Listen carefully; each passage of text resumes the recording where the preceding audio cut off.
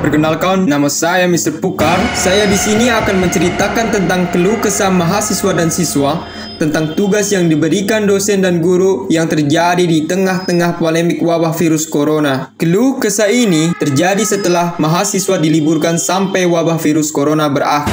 Pemerintah kita sudah menetapkan status darurat virus corona atau COVID-19.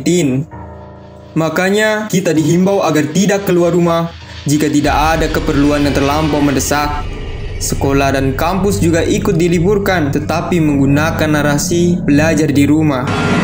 Tujuannya jelas, buat menghindari kerumunan dan bisa mencegah penularan virus. Pemerintah melalui Kementerian Pendidikan dan Kebudayaan atau Kemendikbud pernah bilang kalau sistem pembelajaran diganti dari yang semula tatap muka ke dalam jarak jauh atau via daring. Sekolah diminta buat menerapkan sistem itu. Pemerintah juga katanya telah menyiapkan ruang online buat belajar jarak jauh. Seperti Ruang Guru, Zenius, hingga Kuiper bisa menjadi pilihan. Niat awalnya sih sudah bagus. Melalui platform-platform tersebut, guru atau tenaga pengajar bisa mengirimkan materi pembelajarannya lebih mudah. Supaya apa? Supaya murid-muridnya bisa mempelajarinya di rumah. Kampus pun demikian. Masing-masing kampus pasti punya sistem e-learning. Mahasiswa bisa mengaksesnya untuk mendapatkan materi secara daring. Sementara dosen bisa membuat ringkasan materinya dan mengirimkannya kepada mahasiswa. Jadi semacam pembelajaran tatap muka tapi via daring gitu.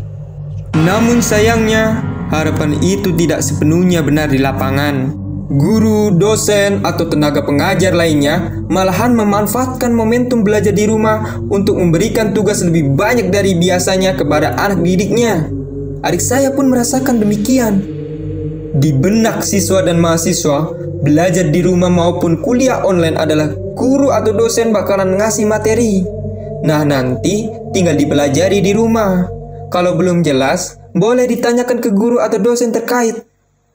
Bisa lewat WhatsApp atau aplikasi apapun. Yalah, bukannya materi, guru dan dosen malah ngasih tugas yang jauh lebih banyak dari biasanya. Jika di pertemuan biasa, pelajar dan mahasiswa mendapatkan materi lebih dahulu kemudian tugas.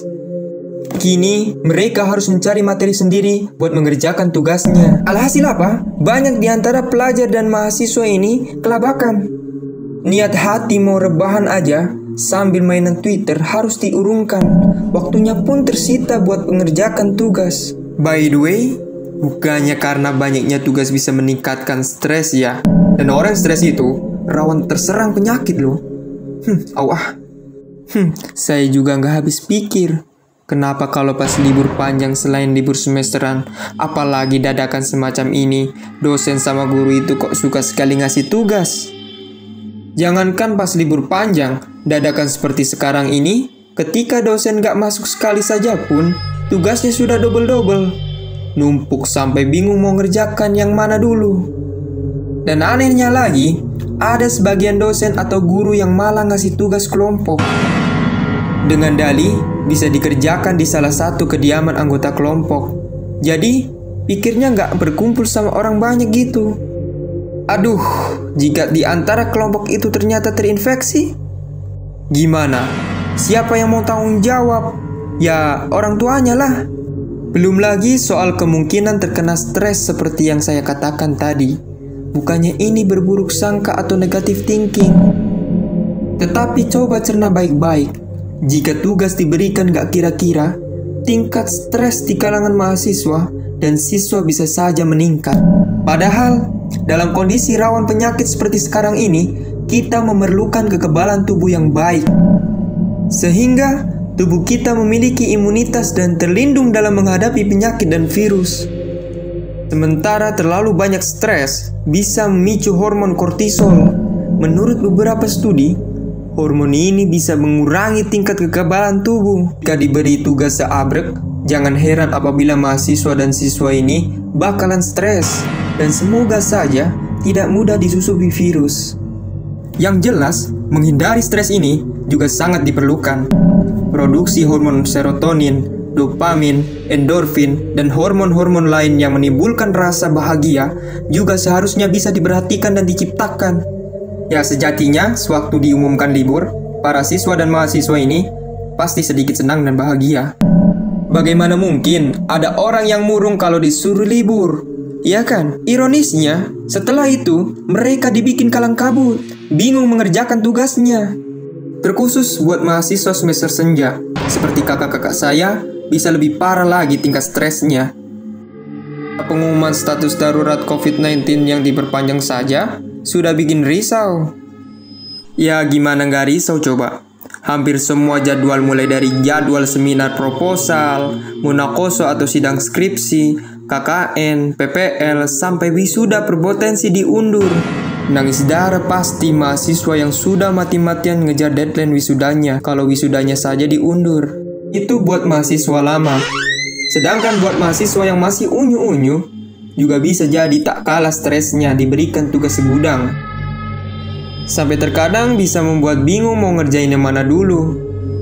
Tipikal mahasiswa yang hobi mengejar IP sama perhatian dosen pasti repot sendiri dan stres sendiri.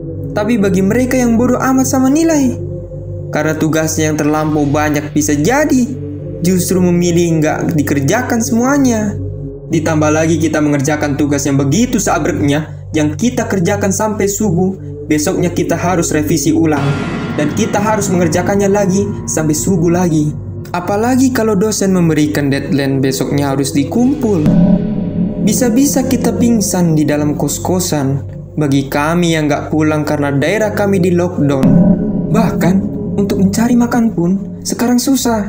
Burjo pada tutup, Indomaret tutup, dan sekarang mau keluar saja harus berhati-hati. Wajar saja kalau kami memberontak. Alokasi BLT pun dari pemerintah belum kami dapatkan, yang menetapkan kebijakan harus di lockdown.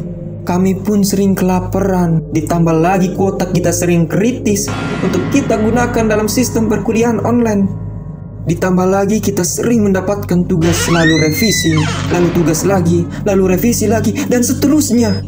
Alangkah lebih baik konsep belajar daring ini bisa dikembalikan ke fitrahnya. Guru atau dosen membuat materi, kemudian pelajar atau mahasiswa mengaksesnya, mempelajarinya, dan jika tidak ada yang kurang paham bisa ditanyakan. Atau biar lebih mudah, kelasnya via WhatsApp. Dibuatkan grup dan ada kelas tiap jam berapa gitu. Lebih enak begitu.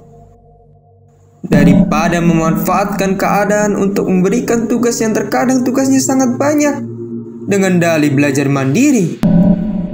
Seolah menempatkan guru dan dosen sebagai penguasa yang berhak menyuruh-nyuruh. Sementara anak didiknya adalah kacung yang dibayar dengan nilai di rapor atau indeks prestasi.